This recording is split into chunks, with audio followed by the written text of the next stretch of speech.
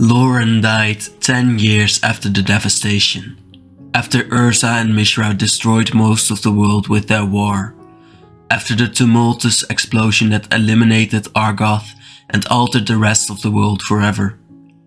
Loran died in part because of that devastation.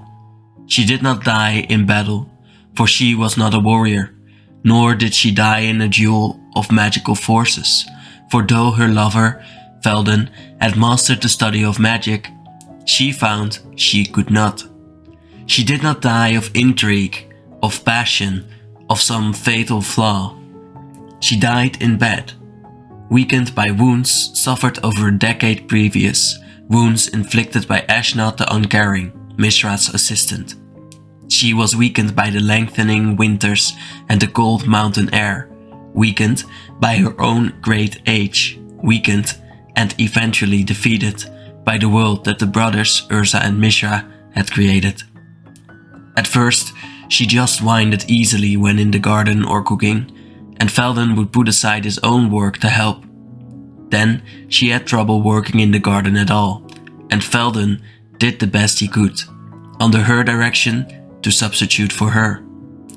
Later, she could not work around the house, and Felden brought in servants from nearby towns to aid. When she could not get out of bed, Felden sat beside her and read to her, told her stories of his own youth, and listened to hers. After a time, he had to feed her as well. At length, she died in bed in her sleep, Felden sitting beside her, asleep as well from his long guardianship. When he awoke, her flesh was cold and pale, and the breath had long since left her body. He commanded the servants to dig a grave behind the house, among the now weed-choked garden that Loran had begun with Felden's grudging, grumbling aid shortly after they first arrived. She had kept it going through several seasons by sheer force of will, but when she took ill that last final time, she had to surrender the garden to the weeds and the cold rains. It was raining when they laid her to rest, wrapped in her bed sheets and sealed within a coffin of thick oak planks. Felden and the servants uttered a few prayers. Then the old mage watched as the servants methodically piled the dirt atop the lid. Felden's tears were lost in the rain. For days afterward, Felden stayed by the fire, and the servants brought him his meals, much as they had brought Loran hers. Felden's library and workshop stood empty for the nonce. The books closed, the forges cold, the various reagents and solutions settling quietly in their glass jars. He stared into the fire and sighed. Felden remembered the touch of Loran's hand, the Argivian lilt to her voice, and her thick, dark hair. Most of all, he thought of the smile that she gave. It was a slightly sad, slightly knowing smile. It was a soft smile, and it warmed Felden whenever he saw it. Now, Felden was a practitioner of the third path, the way that was neither Urza nor Mishra, charting a new course between the two warring brothers and their technological miracles. He could pull from his great mind great magics, fueled by the memories of his mountain home, and work wonders with them. He could cause fire to appear, or the land itself to shift, or summon the strokes of a lightning storm and bend them to his will. Yet, he could not heal Loran's body or dying spirit. He could not keep the life within her. His magics had failed him, and had failed his love. The old man sighed and raised a hand toward the fire. He unlocked the part of his brain that held the memories of the mountains around them. He pulled the energies from those lands, as he learned to do in Teresia City with Drafna, Hercule, the Archimandrite, and the other mages of the Ivory Towers. He concentrated, and the flames writhed as they rose from the logs, twisting upon themselves until they finally formed a soft smile. Loran's smile. It was the most that he could do. For 5 days and 5 nights, Felden sat by the fire, and for a brief time the servants wondered if they could would soon have to tend the master as they had tended the mistress. Indeed, Veldon was never fully healthy himself, overweight and walking only with the aid of a silver cane he had rescued from the heart of a glacier. His dark beard was now streaked with silver, and the corners of his eyes drooped from grief and age. The servants wondered if he would ever rise from the fireside again. On the 6th day, Veldon retreated from the hearth to his workshop.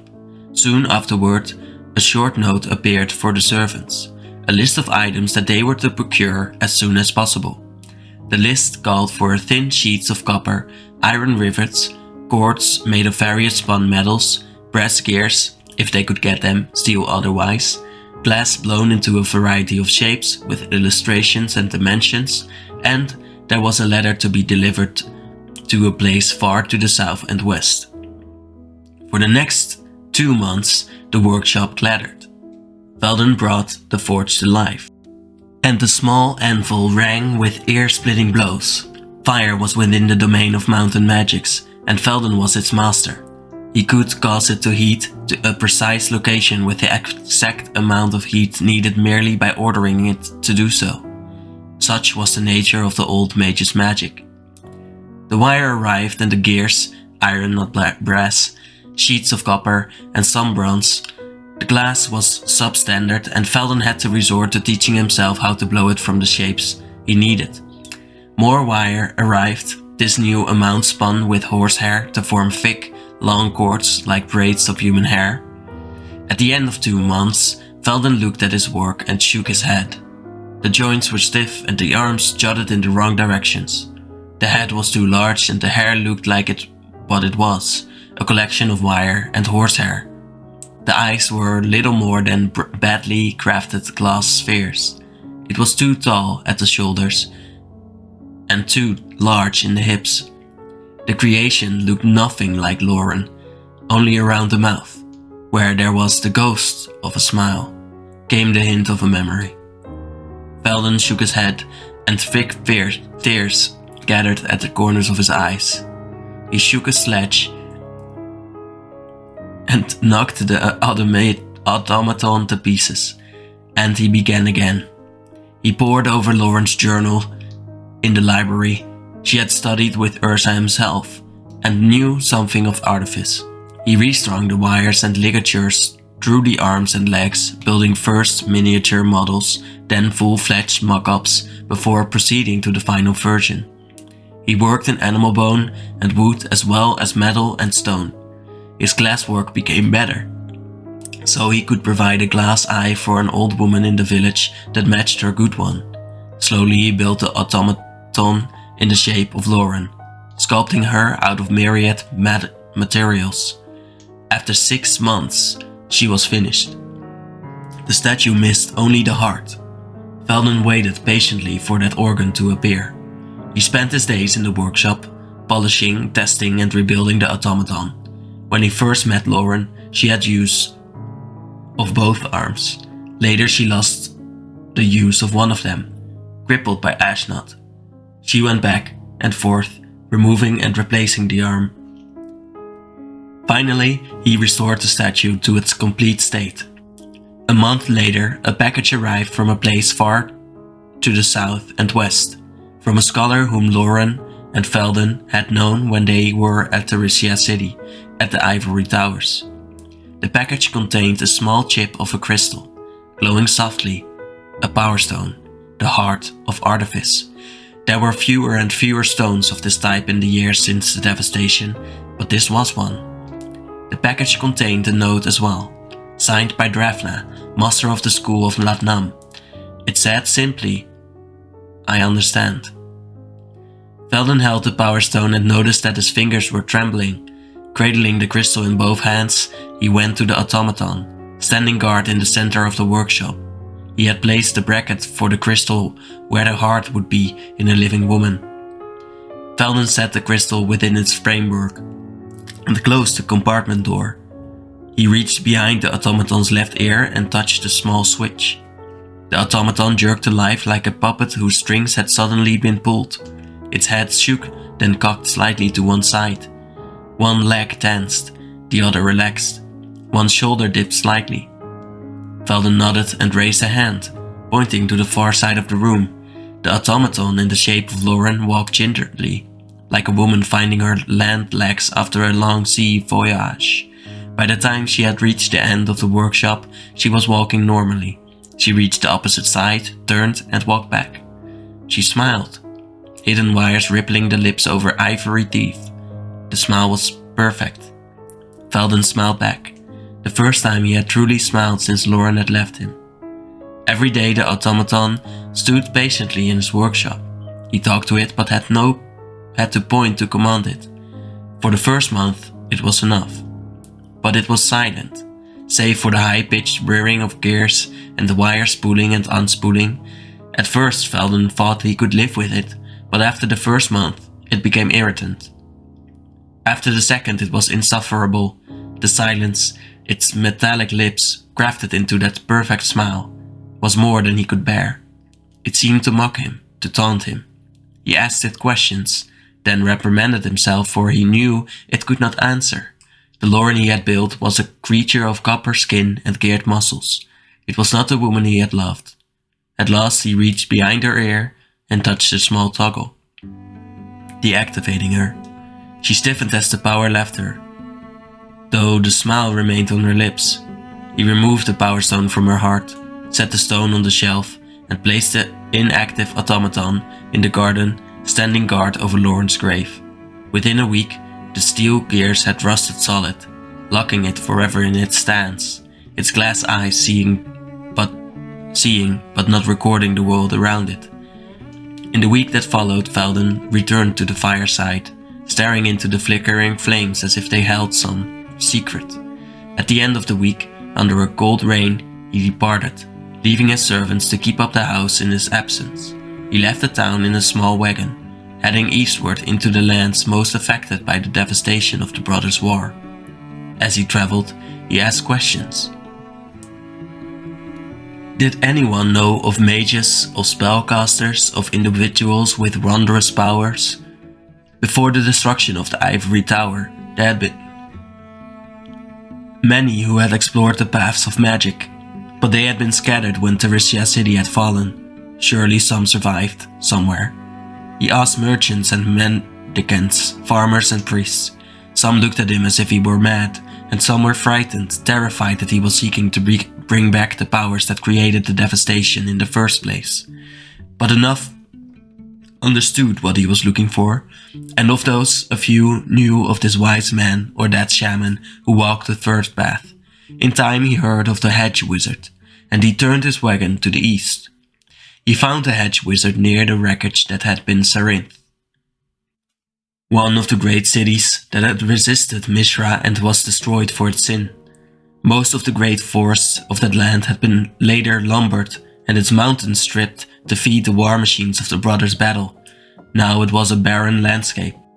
Its soil runneled and ravined by eternal rain. What forests had survived were overrun by a tangle of briars and young trees. In one of those briar-choked shambles, Velden found a hermit. The man had defended his patch of ground from Mishra's armies, and the strain had nearly broken both his mind and his spirit. He was a hunched figure, bent nearly double with age, with a drooling grin and a cackling laugh. Velden approached him with open hands, showing he was weaponless. The hermit had heard of the council of mages at Teresia City and had known of Velden's name among them. He laughed and capered and allowed Velden to come within his forest, to study the hermit's magics. Velden offered to teach the hermit his own spells in return, but the hunched madman would have nothing to do with mountains or their power. Instead, he taught Velden of the woods, and they crossed and recrossed his small domain, which he had so laboriously held against all invaders. Over the course of the next month, Velden felt he knew the lands as well as the old hermit. They spoke of many things, of plants, of trees, and of the seasons. The hermit felt the world was getting colder beyond his borders, and Velden agreed. It seemed to him that the glaciers of his home were swelling slightly with every passing year. Finally, they spoke of magic. Velden showed his power, summoning images from the flames of birds, mythical dragons, and finally, a simple knowing smile. When Felden had finished, the hermit cackled and nodded. The madman stood, arms folded in front of him. Felden started to say something, but the hermit held up a hand to quiet him. For a moment there was silence in the forest. Then there was a noise, or rather a sensation, a rumble that pounded through the ground and into Felden's bones. The ground quaked beneath his feet, and the campfire collapsed in on itself from the shuddering ground. Felden cried out despite himself, but the hermit did not move. Then the worm appeared. It was a great, ancient creature, as large as one of Mishra's dragon engines of old. Its scales were golden and green, and it had baleful red eyes that glimmered in the dark. It loomed above them for an instant and was gone. A wall of scales surged past them, the worm's elongated body hurtling before them. After a long time, the worm's whip-like tail spun out, smashing the trees like a line pulled from a runaway wagon. The ground stopped shaking. The old hermit turned and bowed deeply. Felden returned the bow and understood how the ancient mage had kept his patch of forest for all these years. Carefully, Felden outlined his problem. He had lost someone dear to him, and his own magics lacked the power to restore her. Did the power of the hermit hold more? The old hermit rocked back on his heels and grinned. "Is this one who is dear still alive?" he asked. Felden shook his head, and the hermit's grin faded. He too shook his head. "I can only summon the living. That is the power of the growing briar. But perhaps I can send you to someone who might have the power you seek." Felden left the hermit's forest the next morning, heading north. Ronan Lake bordered the lands of Zorinth, and the lake had fared as badly as the land. Where once there were expanses of white beach, now only leprous grey moss flourished, and the lake itself was little more than wide expanses of stagnant oily water, broken by pungent algae blooms in greasy shades of green and red. Felden guided his small wagon along the perimeter of the lake. The hermit said he would recognize the signs when he reached the domain of the sorceress who ruled part of the shore. Indeed he did. The grey moss began to fade, and at last retreated fully, leaving only a cascade of white sand as pure as any Felden had seen. It was broken at the shore by a thin line of rounded black stones, themselves smoothed by the rolling surf. Felden took a deep breath and smelled the fresh spray, without a tinge of musty fog. He found her at the foot of a crystalline waterfall, in a small pavilion that seemed to be spun from golden threads. She was taller than he, dressed in a shimmering robe that looked like a translucent rainbow. She granted him an audience as muscular servants brought a simple meal of cheese and dried apples. The provender seemed insufficient for such opulent surroundings, but Felden said nothing and accepted the sorceress's hospitality. She asked him his quest, and he told her he sought to regain a love that had been lost. She nodded, and a light smile appeared on her face. "Such matters have a price," she said. Felden bowed his head and asked her to name the price. "Stories," she said. "You must tell me the stories of Loran, so I may better grant your wish." Slowly, Felden began to tell the tale. He recounted what he knew of Loran from her own tales and their journals of her life in the far east, in the distant land of Argive, of her early life with the brothers, and how she eventually rejected their war to seek another path. He spoke of how she came to Theresia City and joined a band of scholars looking for that path, scholars that included Felden. He stumbled a few times, but the sorceress had said nothing. He told of how the two met, how they were studying together, and how they had fallen in love. He explained how they had separated when Mishra attacked their city, and what had happened to Loran at Ashnod's hands. She seemed to heal slowly in their time together, before spiraling downward into her eventual death. As he spoke, he halted fewer times, and his mind was alive with her memory. He recalled her black hair, her lithe figure, her touch, and her smile. Always that knowing smile. He spoke of how she had died, and what he had done afterward. He recounted his construction of the automaton and his trip to the hermit, and now his visit to her. As he spoke, he forgot the sorceress was there. Loran was alive for him.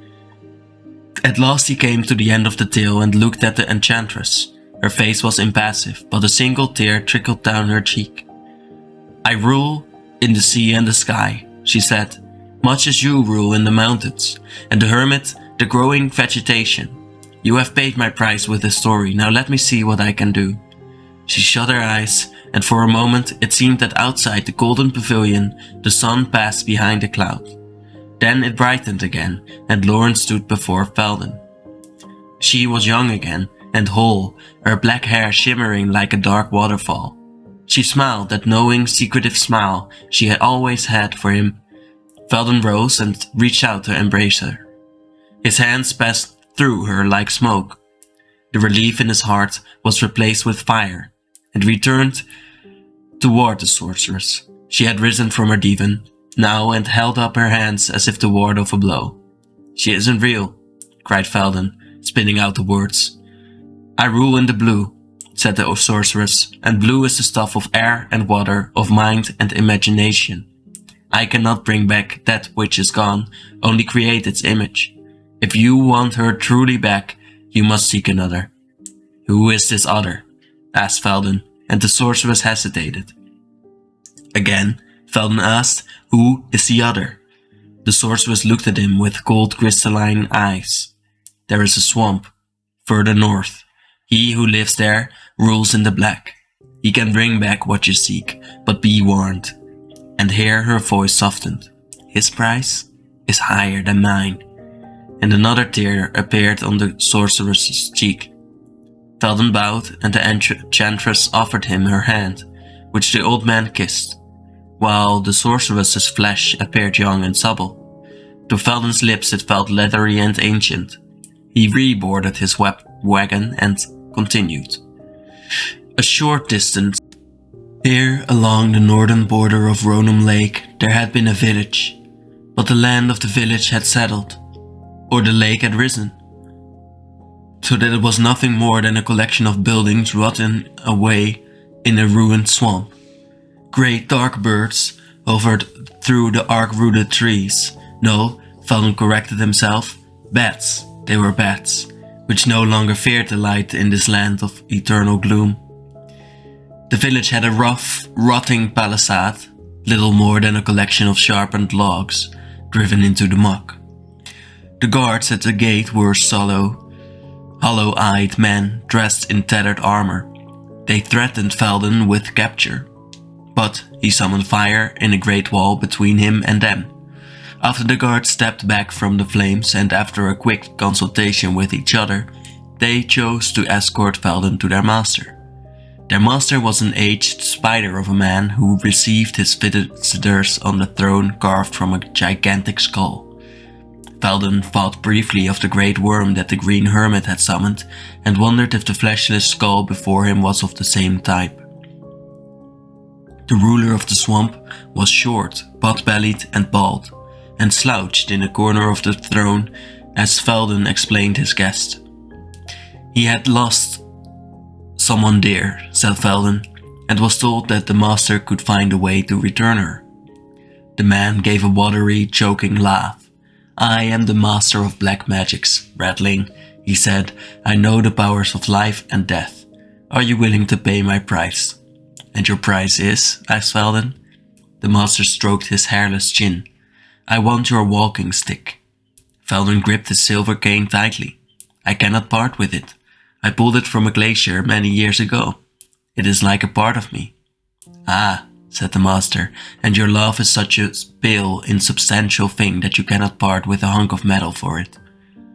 Felden looked at the twisted spider of a man, and then at his rune-carved cane. He held it out. "Your price is met." "Excellent," hissed the master of the swamp, taking the cane. "Let us begin." For 3 days and 3 nights Felden studied at the feet of the master. He memorized the marshes around the village, and felt the thick, vicious pool of the land in his mind. It was very different than the cold, clear mountains that he usually used. It left him feeling soiled and unclean. Ugh. At the end of the third day, the hollow-eyed guards escorted Velden to a small, windowless hut at the edge of the village, just within the walls of the palisade. Here, Velden worked the spell that the Master of the Swamp gave him. In the light of a single tallow candle, Velden cleared his mind and meditated. Normally he would think of the mountains, but now he thought of the bogs around him. He felt their watery pool, sucking him down, embracing him with their power. He spoke the words of the spell and called forth Loran. The candle flickered for a moment, scattering Velden's shadow between him on the wall. Far above him, the wind coursed throughout the mangrove branches and sounded as if the lake itself had built a great wave to swallow the village. Everything grew quiet. There was the sound of footsteps outside. They moved slowly and ploddingly, the thick mud pulling at the heavy feet as the sound approached. It was the sound of a figure staggering and sloshing through the muck. For a moment Velden's heart leaped. Had he succeeded? Something heavy and wet thumped against the door, sounding like a bag of wet earth. Slowly Velden pulled himself to his feet. He no longer had his cane and shuffled to the door. The door gave another sloshing thud, and then another. As Velden reached it and grabbed the knob, the stench hit him. It was a moldering, heavy smell of rotting flesh and damp earth. It was the smell of death. Velden's heart sank as he realized what he had done with the Master of the Swamp spell. There was another thump, and the door shifted, but Velden was leaning against it now, seeking now to keep whatever was on the far side out. He did not want to see if the spell had succeeded. He did not want to know. There was another thud and a gurgling cry that sounded like sloshing water. Velden's heart shattered as he reached inside himself and willed the spell to end, to send whatever was beyond the door back where it had come from. The smell of death was gone, and with it the sounds. Velden stayed pressed against the door, holding it shut with all his might, until morning.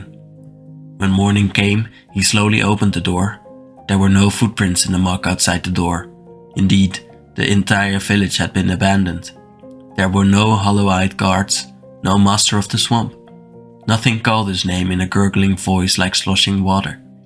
Velden staggered to his wagon, pausing only to use a piece of black driftwood as a makeshift walking stick. He did not look back. In time, as he traveled, the ground began to rise and dry. He had circumnavigated the lake now, and all that was left was to return home. He dreaded that, for fear of what he would find in the garden. He was 3 days from his village when he heard of the scholar in a small town further west, propelled in part by curiosity, in part by dread. Velden turned his wagon westward. He found the scholar in the musty remains of a temple library.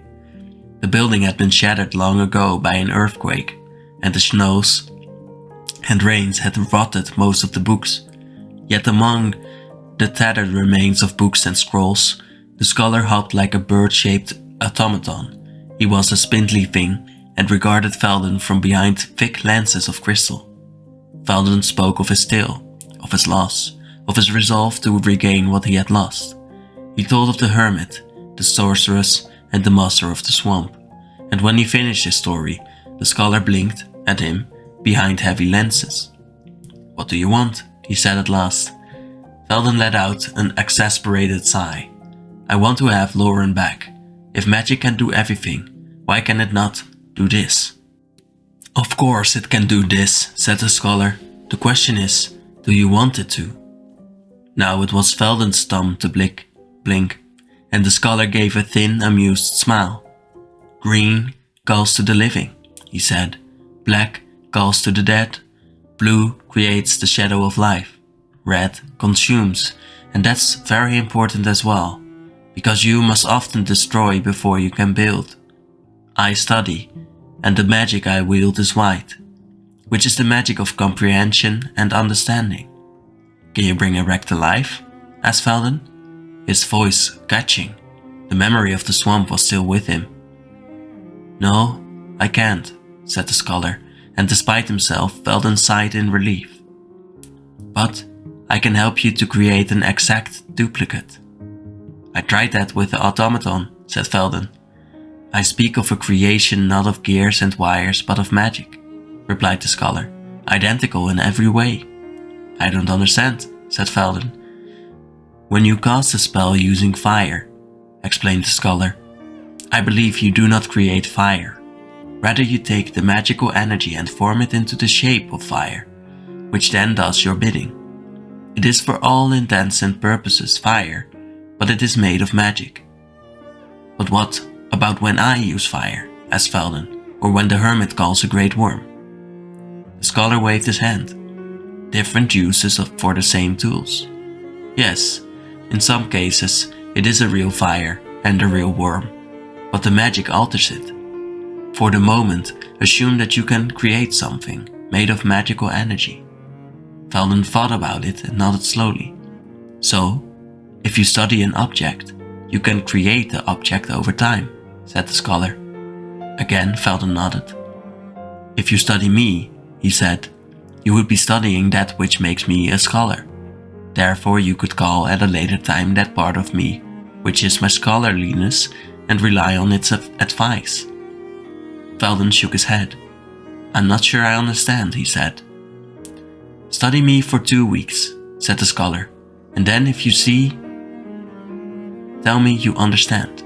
Don't talk to me before that, just bring me my meals, 2 weeks, that's my price. That, and later you have to let me and other scholars into your library. Is it a bargain? For the next 2 weeks, Velden brought the scholar his meals, in much the same way as he had brought Loran hers when she was bedridden. Velden used his magic to keep a small flame going and to cook for the scholar as he pawed through the rotting texts and decaying scrolls of the ruined temple. For the first 2 days, the scholars seemed little more than an amusing bird, hopping from one location to another. But soon, Velden noticed there was method to the madness, that there was intent behind each of the scholar's movements. He began to see how the man thought and knew. Through it all, the scholar ignored him, save at mealtimes. At the end of the 2 weeks, the little man turned to Velden and said, "Summon me." Velden shook his head. "Pardon?" he asked. "You have watched me for 2 weeks," said the scholar. "Now see if you can use your magics to bring me into being." Velden blinked. "But you're already here." "So bring another me," said the scholar. "You've got the power, use it." Velden took a deep breath and called upon the powers of the land. He thought of the nervous scholar in his thick spectacles, rummaging relentlessly through the decaying paper and rotting vellum. He tried to call a being that summed up the nature of the creature in one place. There was a pause, and then an identical duplicate of the scholar appeared. No, not identical. It was taller and its flesh had a ruddier hue, but it was thin and nervous and had thick spectacles and a knowing manner. The scholar, the real one, walked up to the created being and looked over his glasses at it. The duplicate did the same. Velden was amazed. "Is it real?" He choked out at last. The scholar reached out and touched the quasi-duplicate, and the duplicate touched back. "Feels like it," said the scholar. "A lot of the little details are wrong, but you aren't used to summoning me. You're summoning the essence of my meanness as a scholar. You can keep this me around by keeping that part of your mind aware of me, but it isn't me, that is." Velden worked his way around the scholar's thinking process. "But what can I do with this you?" "What you would expect a scholar to do," returned the bespectacled man. "Research, investigate, know certain things." In a slightly more excited voice he added, "But I wouldn't know anything about fighting or lands. I have never visited, or anything like that. It would be beyond my nature as a scholar." "And I could do the same with Loran?" asked Velden. Both scholars nodded. Velden found the duplication unnerving and dismissed the part of the spell that held the magical scholar in place. He faded from view like snow in the rain. "You can summon your lost love back," said the scholar, "if that's what you truly want." Velden thought about the scholar's words on the way back to his home. The wagon shuddering through the deep ruts in the road.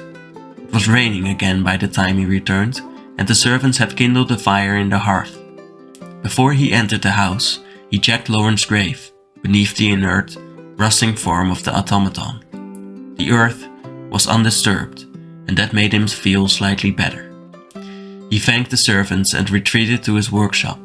There, among the tables draped with cloth, and the reagents settled into multicolored layers in their beakers, he allowed himself to remember. He remembered Loran, not just the feel of her touch or the way her hair moved like a dark waterfall. He remembered her when she was happy, when she was angry, when she was gardening, when she was dying. Velden thought of Loran and the life she spent with him, of the tales of her youth, of their work and lives together. The joy of life with her and the sadness of her departure felt like a great bubble rising within him. He fed his memories of the land into that bubble, memories of the mountains, the forests, the shore, the swamps, the temple, and he filled it with power and life. When Velden opened his eyes, Loran was there. She was perfect and whole, and as young as when he first met her at the gates of Theresia City. She gave him a knowing smile and said, "Why am I here?" "You died," said Velden, his voice choking as he spoke. She nodded and said, "I seem to remember that. Why am I here?" "You are here because I missed you," said Velden. "I missed you as well," replied the spell Loran, and she reached out. Despite himself, Velden shrank from her embrace. She paused, then asked, "What's wrong?" "You are not her," he said at last. "No, I am not," she said, her voice in the lilting Argivian accent he remembered. "We both know that, and you know that I could be nothing less than what you remember of her. You remember her as being honest and strong. I am the sum of her, taken through your feelings. I am what you remember." "You are memories," sighed Velden. "And though you are pleasant memories, I must leave you as memories. If you are here, you are no more than the automaton in the garden, unliving, an imitation of what was. I'm sorry. I went to so much trouble to bring you about, but I know that I cannot keep you." "Then, why am I here?" she said. "You are here," said Velden, taking a deep breath, "so that I can say goodbye." The spell Loran paused, then smiled slightly. "I understand," she said at last. Velden crossed to her and embraced her. She felt very much like Loran as he had known her. All that was Loran in his memories was encased in the spell creature he had created. When they parted, there were tears in both of their eyes. "Goodbye," he said, his voice thick with emotion. "Goodbye," she replied. Velden allowed the spell to elapse, and the form of Loran began to dissolve. "I understand," he said to her vanishing form. "At last I think I understand." All that was left was a knowing, soft smile. Then that was gone as well. Velden returned to the work in his library and workshop, taking up small matters that had been abandoned ages ago. In a few weeks, the scholar appeared at Velden's doorstep and was amused to see that save for the servants, Velden was alone. After a meal, the bird-like scholar asked, "What became of your lost love?" "She was lost," said Velden with a deep sigh, "and it was beyond my power to bring her back. It was beyond my desire. But I had the chance to say goodbye." "That is what you truly wanted?" asked the scholar. "That is what I truly wanted," said Velden. The scholar spent 3 weeks in Velden's library and then left, but he promised to send interested students to the grizzled man's home.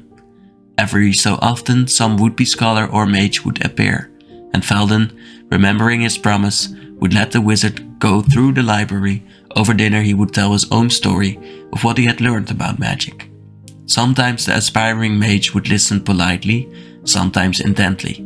Occasionally, after everyone had gone to bed, a mage would creep down and find Velden sitting by the fire, the flames twisted into the form of a smile.